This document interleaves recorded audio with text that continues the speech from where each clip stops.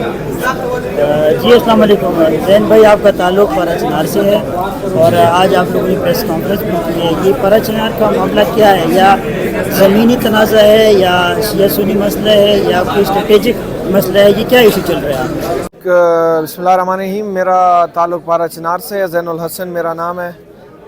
جو آپ کی 3 سوالات ہے کہ شیعہ سنی مسئلہ ہے، اسٹریٹجک مسئلہ ہے یا زمینی تنازعات ہے، تو یہ تینوں چیزیں ہیں. وہاں پہ اگر ایک زمینی تنازع ہے اس سے یہ مسئلہ جنم لیتا ہے.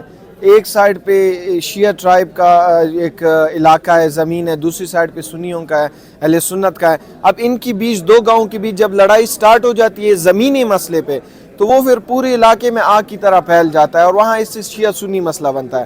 اب آپ نے جو اس تیسرا سوال تھا کہ اسٹریٹجیکلی پارا چنار جو ہے یہ 3 سائیڈوں سے افغانستان کو ملتا ہے. وار آن ٹیرر سے لے کے ابھی تک، اور اس سے پہلے اگر ہم جائیں تو رشیا کا جو تھا، سوویت یونین جب افغانستان سے آیا تھا تب سے یہ علاقہ اسی حالات کا شکار ہے. یہ انٹرنیشنل جو ہے لابی ہے اس کا حصہ ہے. جی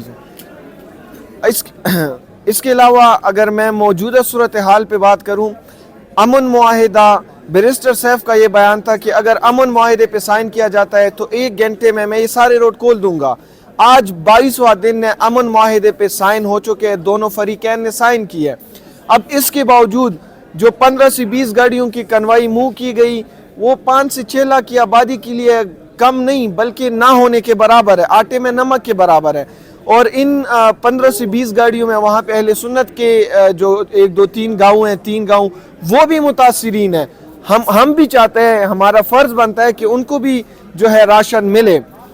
اب سوال یہ بنتا ہے ریاست سے اور ریاستی اداروں سے کہ امن معاہدے کا جو شق نمبر 2 تھا وہ روڈ کا تحفظ اور روڈ کا کھولنا تھا. شق نمبر 2 پہ جو ہے امپلیمنٹیشن نہیں کی جاتے، شق نمبر 2 کو نہیں مانا جاتا، روڈ کو تحفظ اور روڈ نہیں کھولا جاتا. اور شق نمبر 12 پہ کام شروع ہے، وہاں پہ جو ہے بنکرز کو مسمار کیا جا رہا ہے. اچھی بات ہے، مسمار کرے، لیکن پہلے شق نمبر 2 پہ بھی تو آئے.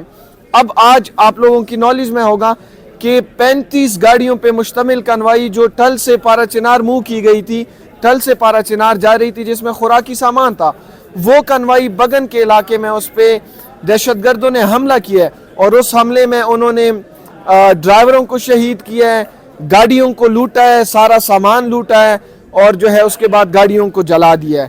تو یہ ہماری ریاست کا حال ہے.